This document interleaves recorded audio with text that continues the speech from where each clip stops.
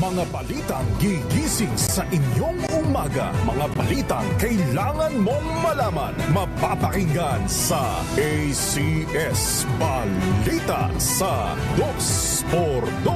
Kasama sina Anthony Taberna at Jerry Baha. Lunes hanggang Biyernes.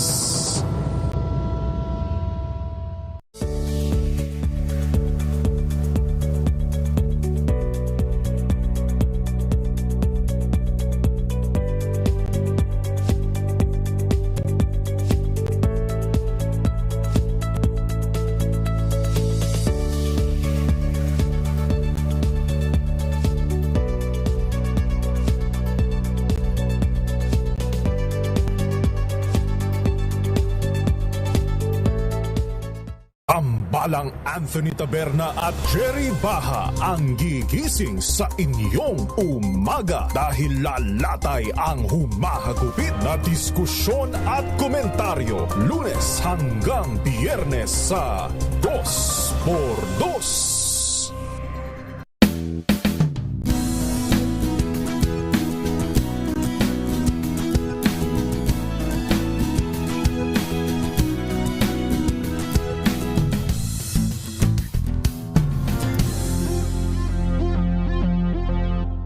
Alamin ang mga maiinit na isyung pambayan, mga balitang kailangan mong malaman, usapin sa pamahalaan, politika, ekonomiya at kabuhayan. Ito ang mga dapat mong malaman, pakialaman at pag-uusapan dahil kayo ang tinig ng mamamayan dito sa Damdaming Bayan.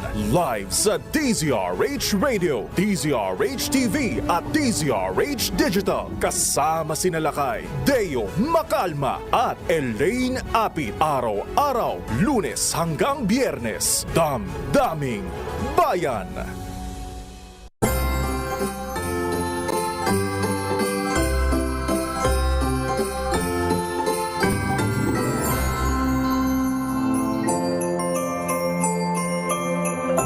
Oras sa udyat, ganap ng 6 na minuto makalipas ang alas 4 ng umaga.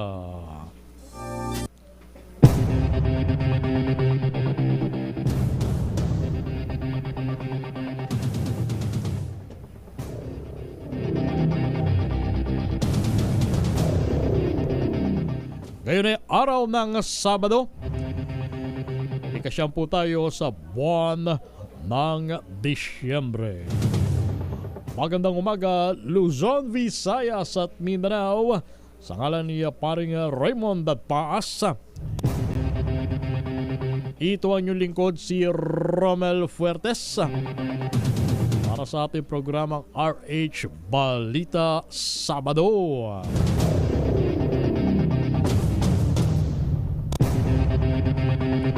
Parito ang ating headlines sa diesel at kerosene, may higit pisong tapyas presyo sa susunod na linggo. Gasolina may price rollback din.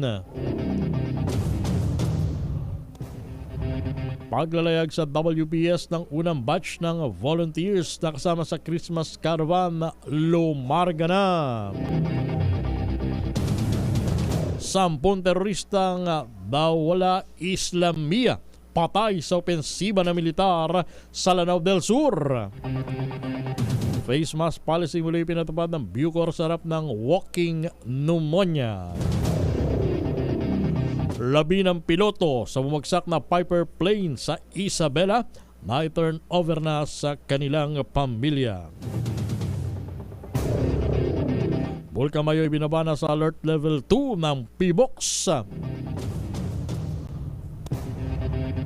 Misis pinagnakawan na pinatay pa sa sakal sa Baguio City. At 2 Koreano natagpuan patay sa sauna sa Batangas. At sa balitang pampalakasan, Batang Pierre ipinahiya ang beerman sa PBA Commissioner's Cup. At sa balitang showbiz, Annabel Rama nagsalita na sa umuugong na hiwalayang Richard at Sarah Manugang pinasaringan.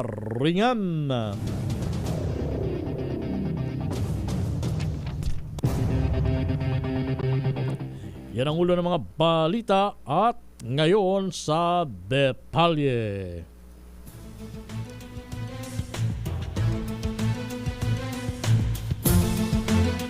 Muli magandang umaga, Luzon, Visayas at Mindanao.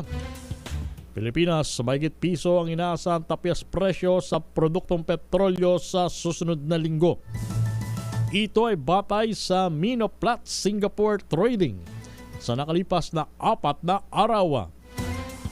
Ay kay Assistant Director Rodela Romero ng Department of Energy Oil Industry Management Bureau, tinatayang bababa ng piso at 60 sentimos hanggang 1.80 ang presyo ng gasolina bawat litro.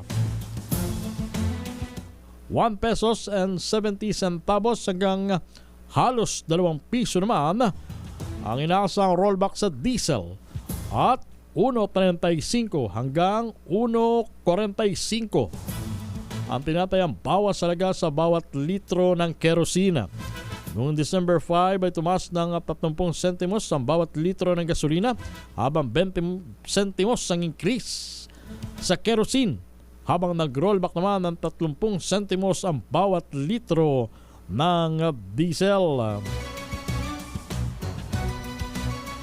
Karaniwang ipinapatupad ang adjustment sa araw ng Martes o isang araw bago magsagawa ng anunsyo ang mga oil company tuwing Lunes.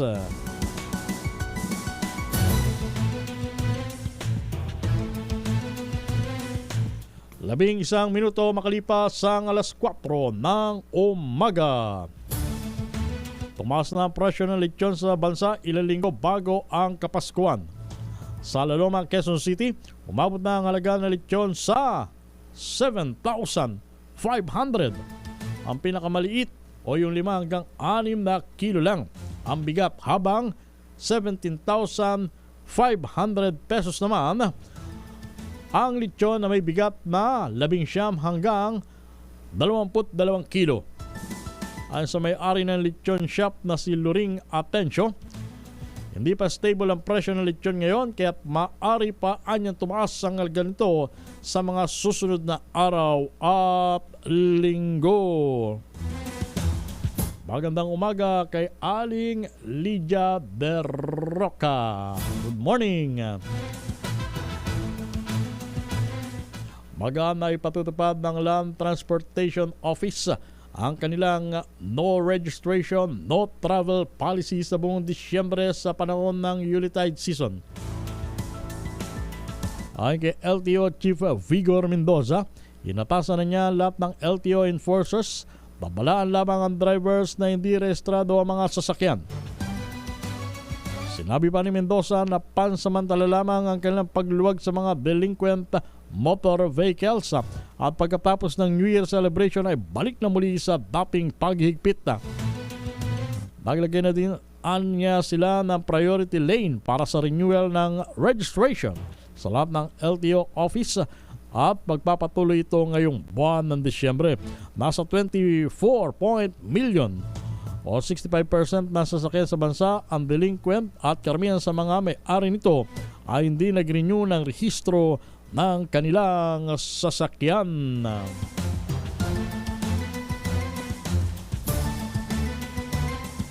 Ipatutupad naman ng Pag-ibig Fund sa susunod na buwan ang ipinagpalibang taas kontribusyon sa kanilang mga miyembro.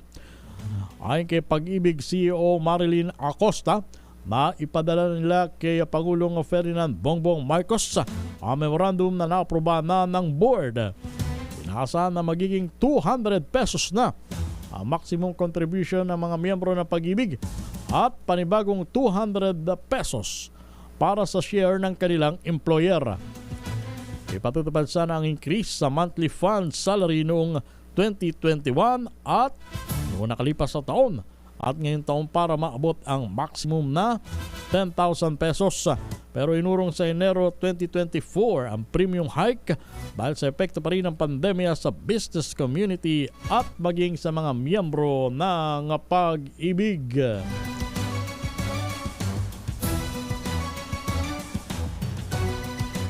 tumulak na pa West Philippine Sea ang unang batch ng Christmas Convoy Civilian Supply Mission.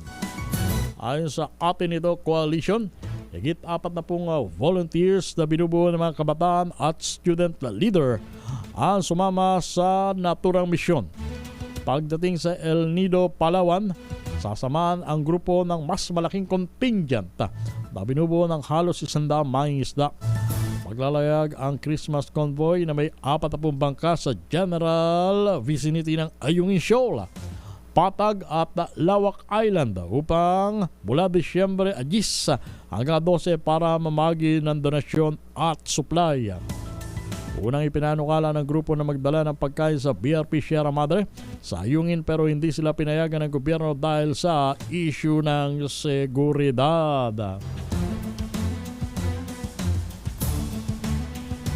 Pagsagawa naman ng investigasyon o nagsasagawa na ng investigasyon ng Philippine Coast Guard kung aksidente o sinadya ang pagbangga ng China sa bangka ng 5 mangingisdang Pinoy sa Occidental Mindoro.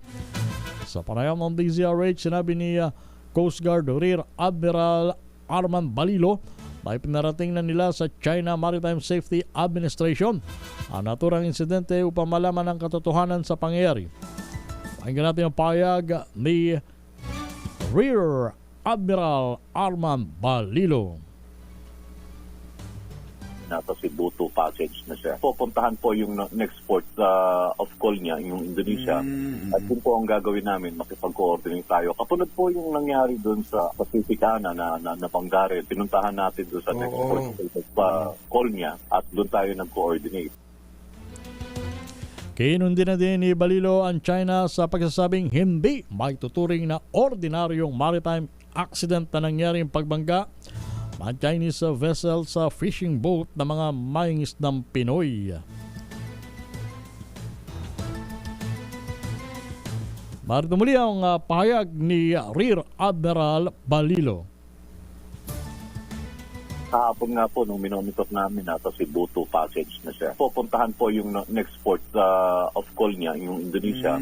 At yun po ang gagawin namin, makipag-coordinate tayo. Kapunod po yung nangyari doon sa Pacific na Banggare. Pinuntahan natin doon sa next port of call niya at doon tayo nag-coordinate.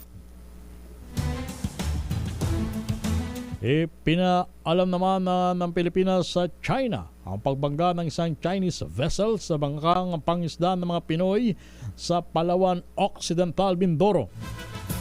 Ayon kay PCG spokesman Rear Admiral Arman Balilo, sumulat na ang kanilang opisina sa Maritime Safety Office ng China kaugnay sa naturang insidente.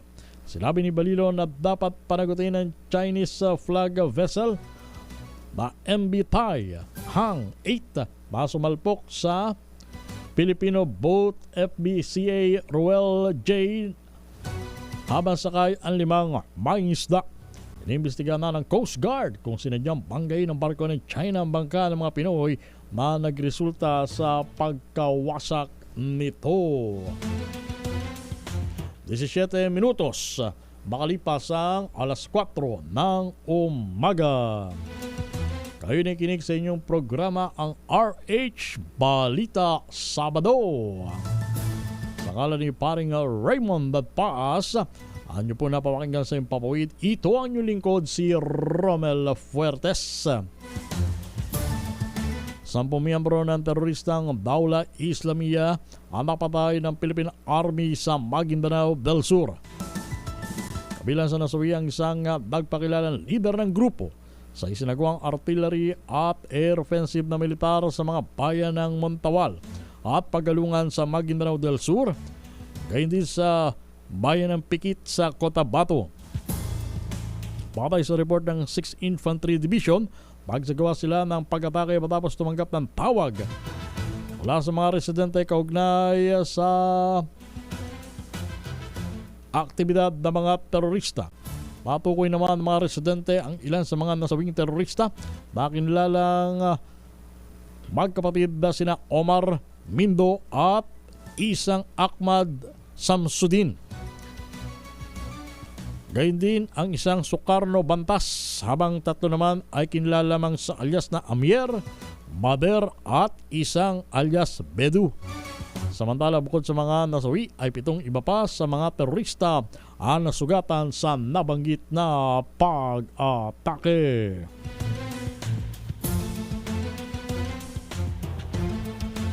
Sa kaugnay na balita, naka-high alert ngayon ang PNP sa North Cotabato.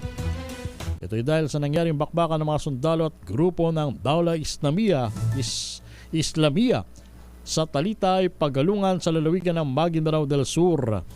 Ay kay Brigadier General Jimmy Lee Macaraeg, Director ng PNP sa Region 12, ang pagsailalim sa North Cotabato sa high alert ay precautionary measures laban sa banta ng naturang terrorist group. Sinabi ng general na dahil sa naturang hakbang, asana ang paglalatag ng mga karagdagang checkpoint sa nabanggit na lalawigan. Meron tayong 20 minutos makalipas ang alas 4 ng umaga. Ngayon ay ika-9 na sa buwan ng Disyembre. Binuhay naman ng Bureau of Corrections ang implementasyon ng face mask policy sa loob ng pasilidad upang maiwasan ang pagkalat ng respiratory illness.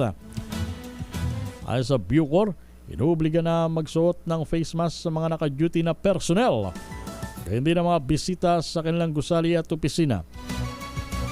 Layunin ng hakbang na hindi napuan ng respiratory illness sa mga preso sa panahon na nauuso ang mga kaparehong karamdaman. Ginawa ng Bureau ang hakbang matapos sigulat ng Department of Health ang pagtaas ng kaso ng COVID sa Metro Manila. Gayon din ang pagkumpirma sa 4 na kaso ng tinatawag na walking pneumonia. Bukang marami ang kampante na kasi dito sa banta ng COVID. Ay, wag po tayong ganun mag-isip na parang lumipas na ang banta ng COVID. Hindi po. Sa katunayan, si Pangulong BBM, ayan, nagpositibo na naman sa COVID. At ngayong araw ang huling araw ng kanyang isolation mula nang magpositibo sa naturang karamdaman. Binibiro niyo yan, Presidente na ang nagpositibo muli sa COVID. Sino pa ba ang mga personalidad na binapuan ng COVID nito mga nakalipas na araw? O yung alkalde ng Pasig, hindi ba? Si Mayor Vico Soto ay nagpositibo din sa COVID. At kahit si Senatora Cynthia Villar, inanunsyo ng kanyang opisina na ang Lady Solon ay nagpositibo sa COVID. Kaya hindi dapat natin itong binabaliwala. Lalo na ngayong panahon na nauuso ang trangkaso, nauuso ang sipon, nauuso ang ubo-ubo na yan. At kuminsan sinasamahan pa ng trangkaso. Baka mamaya akala natin pangkaraniwang lagnat-lagnat, pangkaraniwang sakit lamang ng mga kalamnan, mga kasukasuan. Mas mainam na din na pag kayo ay kinukutuban na iba na ang inyong nararamdaman, wala namang masama kung kayo ay magpapa-COVID test. Ayan. Meron tayong 23 minutos makalipas ang alas 4 ng umaga. Alamnan. Sa kaugnay pa rin balita, binuhay ng Bureau of Corrections ang implementasyon ng face mask policy sa loob nga ng kanilang pasilidad. At hindi naman nakikita ni DOTR Secretary Jaime Bautista na kailangang iobliga ang pagsusot ng face mask sa mga pampublikong sasakyan sa kabila ng pagsulpot ng tinatawag na walking pneumonia. Ay sa kalim, ipinapaubay na nila sa Department of Health ang magre-rekomenda kung ibabalik ang mandatory face mask. Una na sinabi ni DOH Secretary Ted Herbosa na hindi na kailangan ng mandatory face mask sa kabila ng tumataas na kaso ng COVID at sa mga kaparehong respiratory illness. Pero, inirekomenda ni Herbosa ang pagsusot ng face mask sa mga high risk. Gayon din sa mga senior citizen at sa mga tao at gayon din sa mga matatao at hindi well ventilated na lugar. Lalo na ngayon, syempre kabi-kabila ang pamimili ng mga pamasko sa mga mall. Ayan, sa mga pangunahing public market katulad dyan sa area ng Divisoria sa Maynila. Ang payo ng Department of Health, mas mainam na magsuot tayo ng face mask sa mga kahalintulad na matataong lugar. Yung bang mga lugar na ang dagsan ng tao halos halos magpalitan na kayo ng muka dahil sa sobrang siksikan. Ayan, pinapayo po ng DOH na kung maaari magsuot tayo ng face mask na sa ganoon makaiwas tayo sa paglaganap ng hindi lamang yung COVID kundi maging yung mga sakit na nauuso or napapanahon sa tuwing nakakaramdam tayo ng malamig na panahon. Magandang umaga kay Annalyn lang. Good morning, Sir Romel. Ganyan din kay Jimoler na ibaga bigat po. Apo, watching from Tamban, Alcala, Cagayan. At magandang umaga din kay Francisco Antonio Ramirez Garcia mula sa Talavera, Nueva Ecija. Magandang umaga, Rosemary Hilonggo Punay. Ayan. Ganyan din kay Narde Tapahed Sumera. Taibaga bigat mo. Dita San Ildefonso, Ilocos Sur. Meron tayong 26 minutos makalipas ang alas 4 ng umaga. I-standby Edwin Duque. I-standby Freddy Fajardo.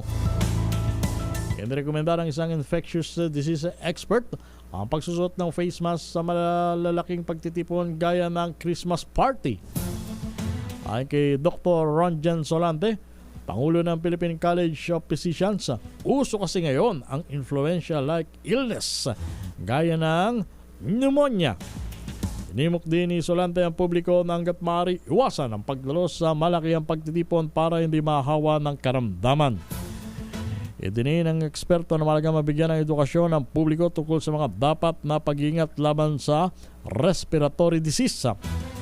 Una nang kinumpirma ng Department of Health ang 4 na kaso ng walking pneumonia sa bansa pero ang mga pasyente ay naka-recover na. Dalawang atleta mula sa Valenzuela bumandera sa Asia Pacific Championships 2023 pinarangalan. Alamin natin ang detalye. Magandang umaga, Edwin Duque. Edwin. Kahit bagbigat, Manong Robert. Kastamit kanya, Edwin. Go ahead. Kahit bagbigat, pinarangalan rin kagabi, pinarangalan ng Valenzuela Gio ang dalawang atleta na nagwagi nagdala ng karangalan sa bansa na ginanap sa bansang Thailand. Nagwagi si Gas Bomel Ulunan ng Barangay Wawampolo sa Valenzuela ng 7th place sa larong Spartan Race Asia Pacific Championship 2023 na ginanap sa Thailand at second place naman sa Pilipinas National Series of Spartan Race Philippines na ginanap sa Pampanga. Samantala nagwagi rin si Maron Miguel Ong ng Barangay Wawampolo rin ng first place naman sa grupo ng Super Age Group 14 years to 17 years old sa Spartan Race sa Pilipinas. Palit sa pinuri ni Mayor West Gatchalian ang dalawang nagdala ng panalo kontra sa ibang bansa. Pinasalamatan din ito ang dalawa dahil sa pinamalas na galing pagdating sa sports. Wala pa rin sa kaunang sa Pilipinas, siya rin ako sa restaurant. Edwin Duque, tuloy-tuloy sa pagbabalita, tuloy-tuloy sa servisyo, sama-sama tayo, Pilipino. Edwin Duque. Yes, Sir Bell.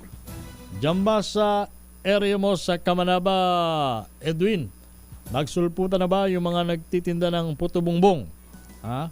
Kahit may ilang araw pa bago mag-umpisa ang simbang gabi, Edwin. November pa lang, nakikita Aba! mo na yung nagtitinda, no? Lalo na doon sa may mga gilid ng mga katedral. Ayan. Yan, ang madalas dito yung Nabutas Katedral. Diyan sa may Caloocan. Dito sa may- Ayan. Meron Rocky Katedral sa abay mga photo bubu niya kung ano, no? Bibingka. Yung bibingka. Bibingka, photo bumbong at bibingka. Tapos Yan sa sasabayan may, mo, tomato. Edwin, sasabayan mo ng higop ng mainit na tsaa. Ayun, reglado na Yun. ang Yun almusal. yun ang partner ng photo bumbong na Oh. bibingka pagdating na gabi madaling araw. Nakagalian na ng Pilipino. Kapag ganito sumasapit yung Disyembre, automatic. Hindi lang ito sa Metro Manila, kahit sa mga probinsya, ay Lalo na, nating, Edwin, lalo na, Edwin, kung yung mainit na tsaa merong amis. Asus, ang bango, ang sarap higupin, hindi ba? nagugutom na yun. Kaya nga naitanong mo ba, Edwin, kung magkano na ang karaniwang puto bongbong or yung bibingka? Magkano na ang presyo? Yung puto bugbog kay Romel nung nakaraang taon.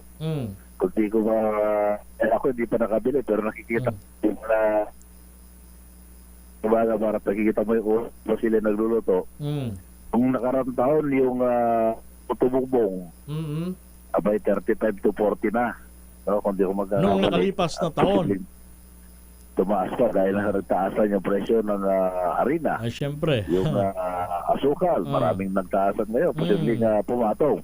Meron namang mga iba na hindi nagtaas dahil ang sinasabi nila, kung tubo, importante yung kanilang mga suki, hindi sila lilipat na iba. Dahil Hindi. lang presyo nagpapakontisa yan eh. Ay ngayon, Edwin, wala namang problema kung magtaas, siyempre, alam mo naman na tumaas ang mga basic commodity. Huwag lang yung talagang sobra naman ng taas, hindi ba? Yung iba naman, Edwin, yung iba naman, ang diskarte naman ng ibang nagtitinda, hindi nga sila magtataas, pero babawasan naman. Babawasan naman yung hugis ng puto bongbong. Kung halimbawa dati ang haba ng puto bongbong yung nasa kasing haba ng hintuturo. Halimbawa lang ngayon para hindi tayo gaanong malugi, hindi tayo magtataas pero babawasan natin ng kaunting-kaunti, di ba? Oo natin yung haba. Or papapayatin. Di ba? Papapayatin yung puto bongbong. Napapasin mo kay Romel pag galing ka ng norte, yung matalis na yung gawang gagahaw. Ano yan? Sa kabalot sa Peter, sabi ng mga naminto, dati naman nagregalo sa akin ganito. Tama yung sabi mo kasi hindi ka nang hintuturo. Yung balot, pero naman, payat pa. Mas matindi, Edwin. Kung yung hintuturo, hintuturo pa ng sanggol. Gano'n na lang kaliit yun, hindi ba? Hintuturo ba yun? Pero presyo, gano'n pa rin. Habang lumalapit ang araw ng Pasko, Edwin, nakasisiguro ko na areglado na yung mga ipamimigay mong regalo sa iyong mga inaanak, ha? Kaya this early, nananawagan ako doon sa mga inaanak ni Edwin. Aba, wag kayong liliban pagdating ng Pasko, ha? Kasi malaki mawawala sa inyo. Alam nyo naman to si Edwin, galante ito. Ha? Yung ampaw. Edwin, yung ampaw, ready na ba? Gagaya ko yung mga diskarte mo kayo. Pag ganito yung ampaw mo, andyan ba yung pangalan ko, Edwin? Alam mo, maaga pa lang pinopos ko na sa FB na wala ko rito sa Maynila. Ikaw naman, bumihira ka naman isang beses lang naman yan sa loob ng isang linggo, ha? Alam mo ngayon, pag sinabi ng mga ninong, pasensya na, wala ako. Gcash naman. Ay, teka muna, Hindi pero pa wala yung eto ginawa. seryoso to doon sa mga mayroong mga ninong at ninang, pagka halimbawa naman na hindi kayo nabigyan ng inyong mga ninong at ninang, huwag kayong magtatampo.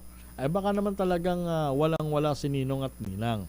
Importante yung maalala kayo tuwing araw ng Pasko. Okay na yon. Okay na yun. Ang problema, naman mo. Edwin, ngayon ang problema, yung mga nagtatampo, yung pang malalaki na, yung mga may pamilya na. Hindi ba? Wag ganun.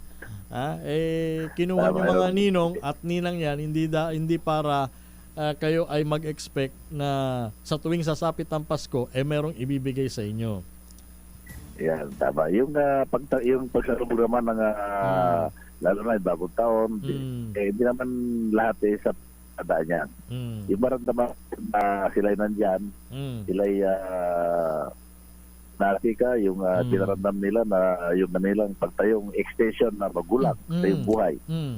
Isang malaking bagay. Yan ang importante sa lahat. Yung diwa. At saka sabi nga, hindi lang naman na tuwing December 25 ang Pasko. Dapat araw-araw, kung hanggat maaari. Araw-araw. Araw-araw ang Pasko. Kasi ang diwa ng Pasko ay magbigayan at magmahalan. Hindi ba, Edwin? Magmahalan. Tama. Kaya, yung pagmamahalan, huwag natin walain sa ating buhay. Alam ko naman ikaw, marami Kasi- kang minamahal at marami ring nagmamahal sa'yo, Edwin Duque. Tama. Sige. Ayan. Yung mga mahal natin, yung mga mahal sa buhay, yung mga taong mga malapit sa atin, kailangan iparamdam natin yung pagmamahal para kahit walang-wala tayo. Ayun. Tutumbasan nila ng pagmamahal. Ayun na higit ang sa ating importante buhay. sa lahat. Sige, Edwin. Okay. Magpaalam ako kay Romel. At Merry Christmas, Edwin. Advance Merry Christmas, may bago kinapit lang ng portales. Ayan, ako, binati lang kita ng Merry Christmas. Naloko-loko na ang signal mo. Edwin, maraming salamat, Mr. Edwin Duque mula sa area ng Kamanaba. Magatid sa ating oras, 36 minutos makalipas ang alas 4 ng umaga. Muli tayong babalik sa ating balitaan. Pakinggan muna natin ito.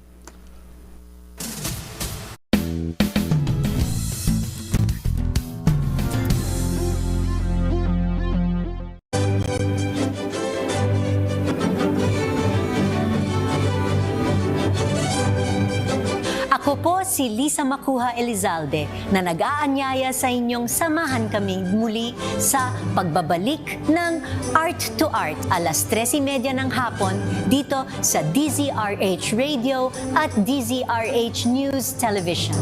Usapang sining at kultura para sa lahat tuwing araw ng linggo. Huwag kaligtaan.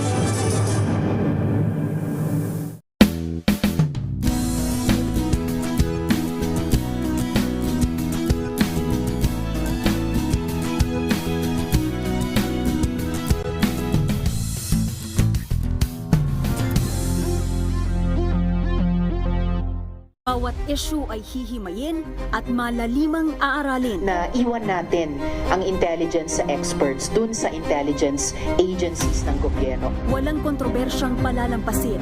Walang tanong na hindi sasagot. So needless to say, sir, kasali pa rin ang smart natin. One-on-one kasama ang mga politiko at mismong mamamayang Pilipino. Samahan niyo po ako tuwing linggo para alamin ang bawat katotohanan sa likod ng kontrobersya.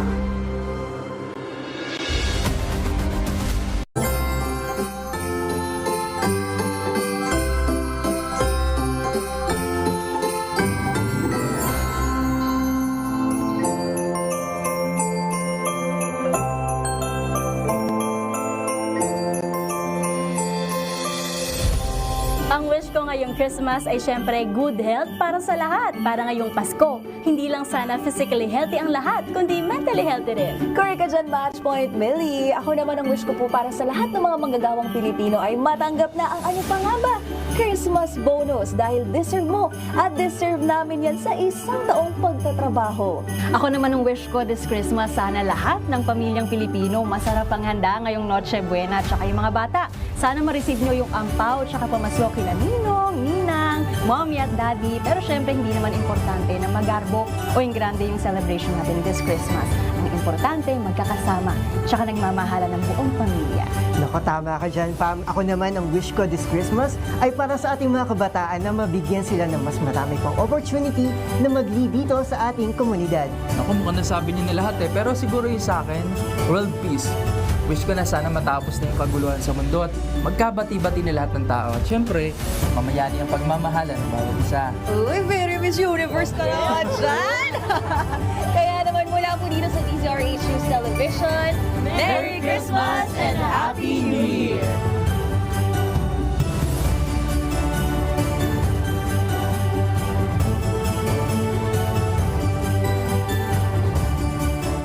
Tugtugan, sayawan, chikahan at mga kaganapang kakikiligan. Mula sa concerts and fan meets of your favorite stars, local man o international, sagot na namin. Every Saturday, 12 noon, kasama ang inyong showbiz angel sa Season 2 ng Scene Zone. Dito lang yan sa DZRH TV.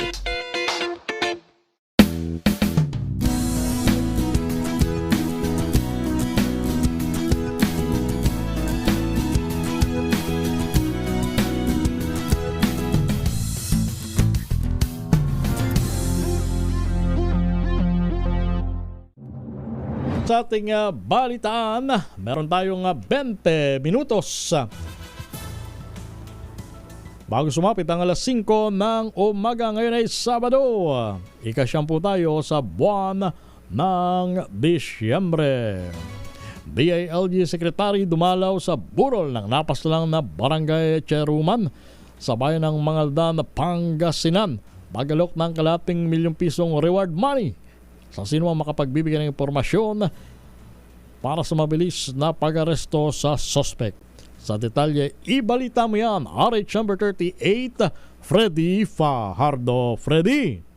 Kagabi ay dumalaw si DILG Secretary Benjamin Abalos Jr. sa burol ng napatay na barangay chairwoman ng poblasyon ng Mangaldan na si Melinda Paragas Murillo, 60 anyos, na nasa ikalawang termino niya ngayon. Ayon kay Abalos, nakikiramay siya sa pamilya Murillo at labis niyang ikinalulungkot ang pangyayari. Anya, nagkausap na sila ni Pangasinan PNP Provincial Director Colonel Jeff Fanged na siyang head ng binuong Special Investigation Task Group Murillo. Anya, isolated cases lamang ang nangyari pero kanyang binigyang din kumikilos ang PNP para sa masusing investigasyon upang mabigyan ng hustisya ang pagkamatay ng biktima. Kasabay nito inihayag ng kalihim na magbibigay siya ng kalahating milyong pisong pabuya mulaan niya ito sa kanyang pamilya para sa sino mang makapagbibigay ng informasyon para sa ikadarakip ng mga suspek. Ang tinig ni Secretary Abalos. I myself am offering kalahating milyon sa magpapabigay ng anumang informasyon sa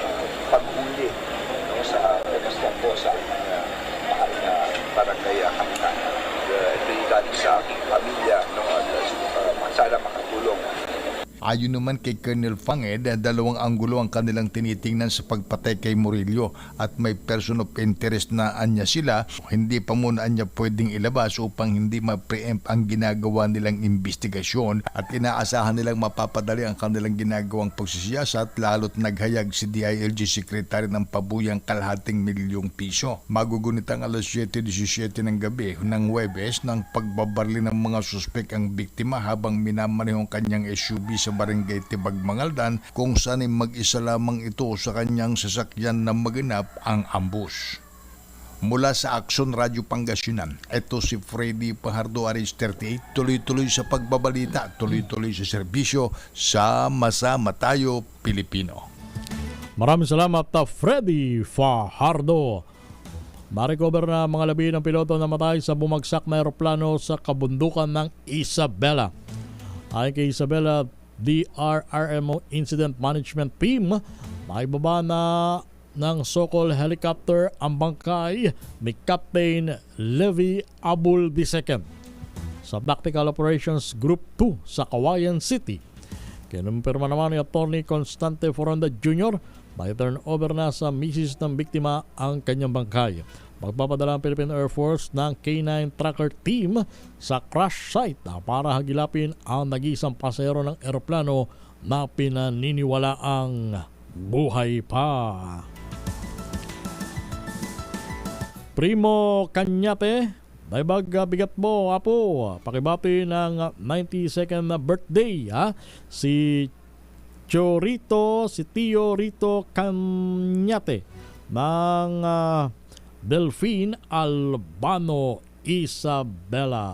Good morning, John Tagarino, hi, at Loida Ibanez Sacramento. Good morning.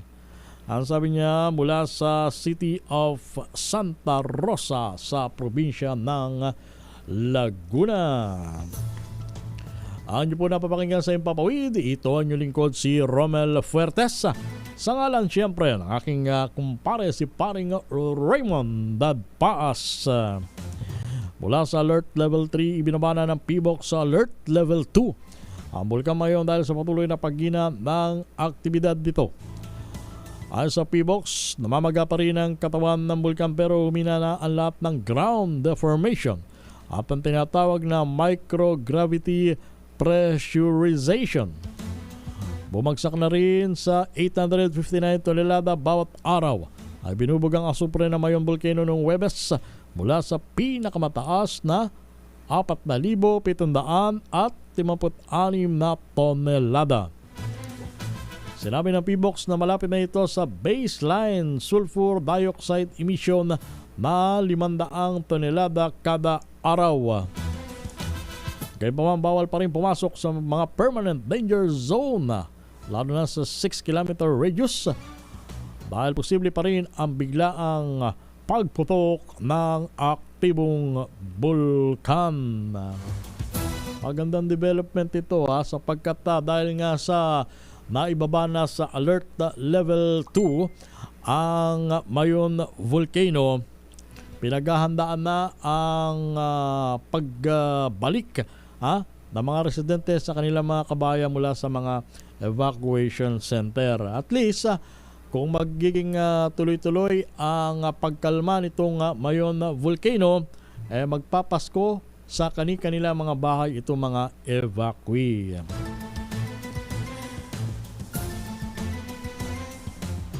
Itinapo na lang ang isang truck ng kamatis sa bakanting lote sa Nueva Vizcaya. Ito nakakalungkot para sa isang magsasaka na namuhunan ng pera, namuhunan ng pagod at pawis, naghintay ng matagal na panahon tapos ito lang ang kanilang mapapala. Ayon sa mga trader, halos nabubulok na mga kamatis at pahirapan din itong maibenta maski sagad na sa presyo. Mula 5 hanggang 8 piso na lamang kada kilo. Sus, pambihira, Biruin mo sa Nueva Vizcaya ang halaga ng kamatis. Dito ba sa Metro Manila, magkano ba ang kilo ng kamatis? Sinabi ng Municipal Agriculture Office ng Bambang na may isang katermang supply ng kamatis ngayon sa kanilang lugar. Pero ayon sa grupong Sinag, wala namang oversupply at sadya lang daw na mabilis mabulok ang mga kamatis. Sa Dagupan City, sumadsad na din sa 20 pesos hanggang 26 pesos ang bawat kilo ng kamatis mula sa dating 80 pesos hanggang sa 100 piso ang bawat kilo.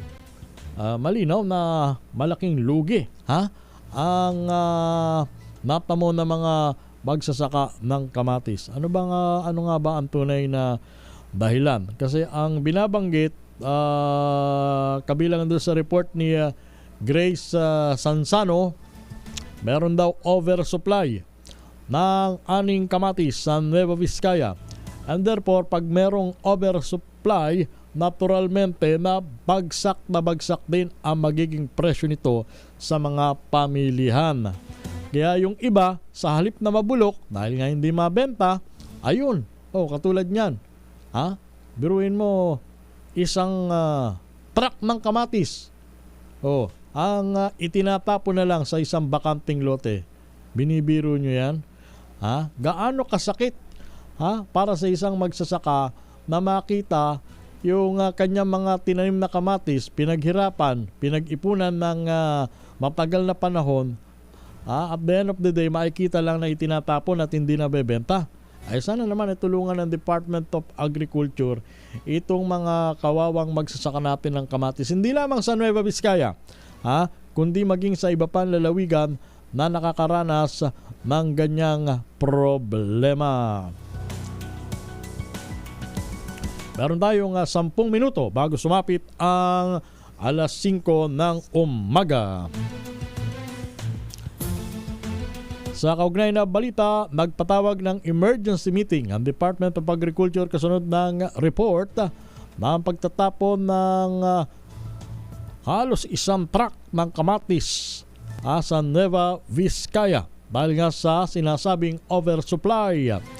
Ayon kay Gilbert Comila, General Manager ng Nueva Vizcaya Agricultural Terminal, nagkasundo sila sa isang preparatory plan sa dapat na gawin sakaling maulit ang naturang sitwasyon. Paliwanag ng opisyal, hindi malayo maulit ang ganitong pangyayari, lalo't aminado si Comila na bumaba ang bentahan ng kamatis dahil nagsimula na rin kumuha ng kanilang mga magsasaka sa Southern Luzon. Yan ang mahirap na katotohanan na dapat natin tanggapin.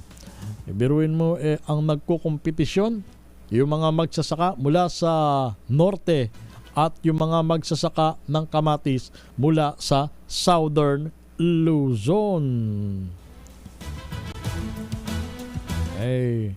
Ngayon, pagka ganyang itinatapon na lang ang kamatis na hindi nabebenta dahil nga sa oversupply, parang ang nangyayari survival of the fittest. Kung sino yung makatagal sa matinding kompetisyon, yun ang survive. Pero yung iba naman na kaagad sumusuko, halimbawa yung hindi ganun kalaki ang kanilang puhunan, ay walang ibang option kundi tanggapin ang mapait na katotohanan na sila ay nakaranas ng malaking lugi. Good morning, DZRH. Andy, ano ba ito? Tama ba ako? Yun, Aldi Idorot mula sa Caloocan City. Sabi ni Mayor Ville, bagsak nga ang presyo pero sa mga palengke. Sabi niya, kabibili niya kahapon 10 piso. Sus, ang bawat kamatis, talaga ba? Sa pag medyo malaki. Kaya sabi niya doon sa tindera na nagbenta ng 10 piso kada isa, timawa. Wag naman rin kasing ganon, batid natin na ang kayong mga tindero, lalo na yung mga maliliit na mamumuhunan, ang gusto nyo kumita. Wala tayong problema rin sa kumita. Wag naman yung sagarin, wag naman yung sobra-sobra. Wag naman yung tubong lugaw. Kasi ang pahirapan nyo ran ay yung mga katulad nyo na isang kaig at isang tuka. Siguro magpataw kayo, yun tama lang. Wag naman yung ang tubo ninyo lampas langit. Wag naman ganon.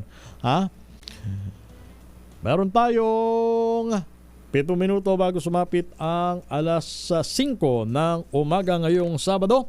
Ika-siyam na po tayo sa buwan ng Disyembre. Sige nga, dyan nga sa mga palengke ninyo, magkano na ba ang kilo ng kamatis? Or kung hindi man, magkano ang bawat piraso? Good morning kay Noel Pulakit mula sa Tugigaraw City sa lalawigan ng Cagayan.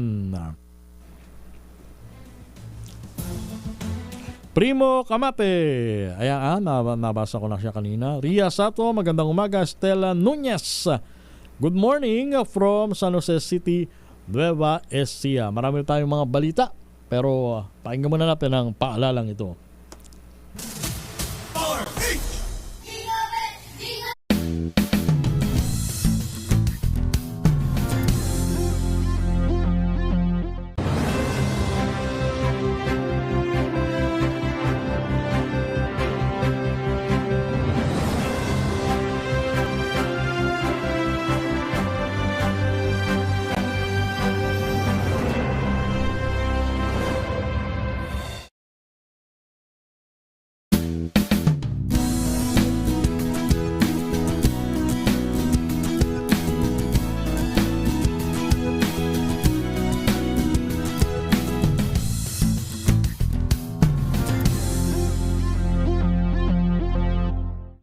Maagang balitaan, maagang usapan sa mga issue at balita. Kasama si Kuya Angelo Palmones sa Magandang Umaga Pilipinas. Mula Lunes hanggang Biyernes.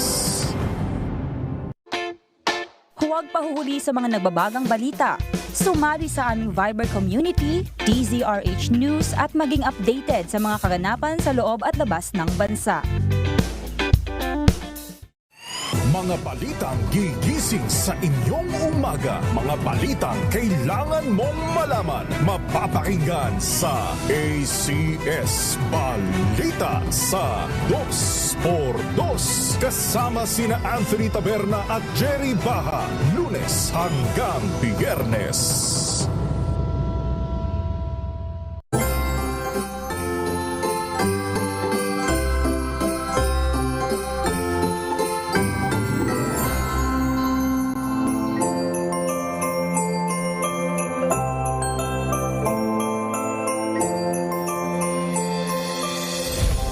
Ang wish ko ngayong Pasko ay kalusugan para sa ating lahat, lalong-lalo na siyempre sa mga miyembro ng ating mga pamilya.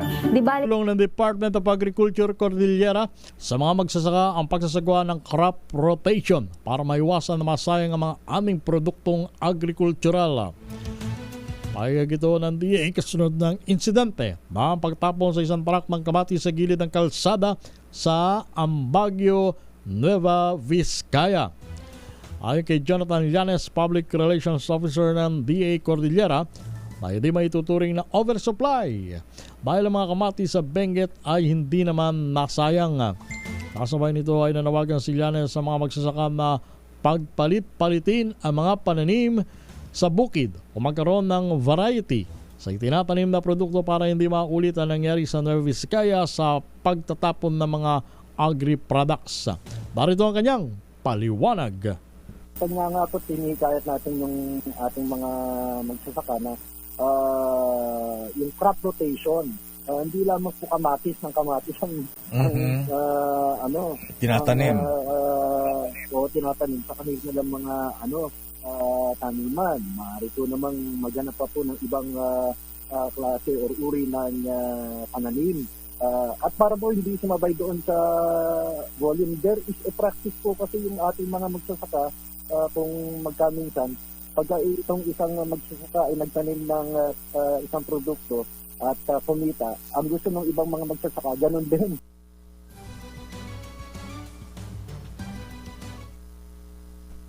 Sa madalit salita, ang binabanggit ni Mr. Llanes, kanyang pinapayuhan yung mga magsasaka na wag sabay-sabay na magtanim ng isang produkto. Halimbawa, kamatis.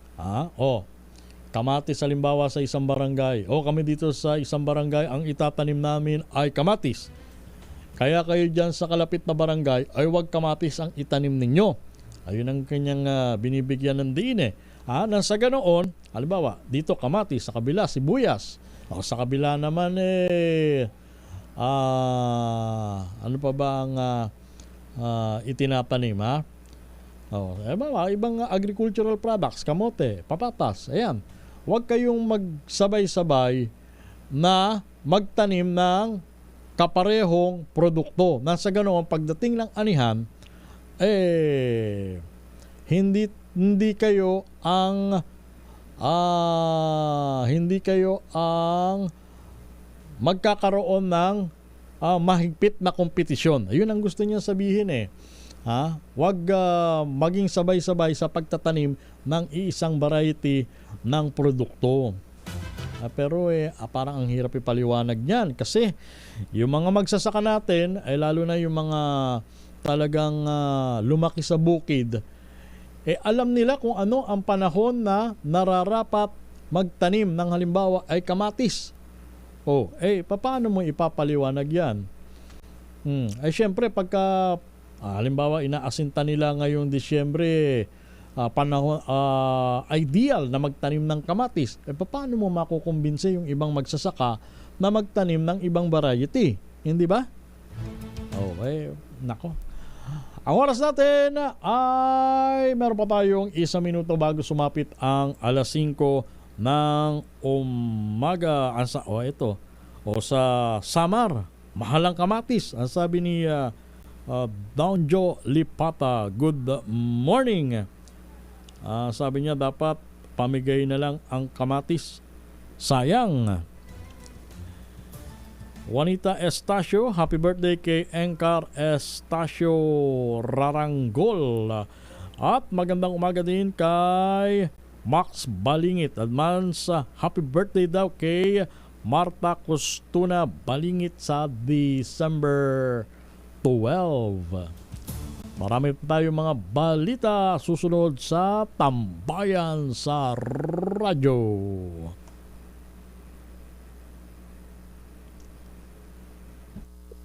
Champion, gawang peerless na 60 years ng tapat na walang katapat. This time check is brought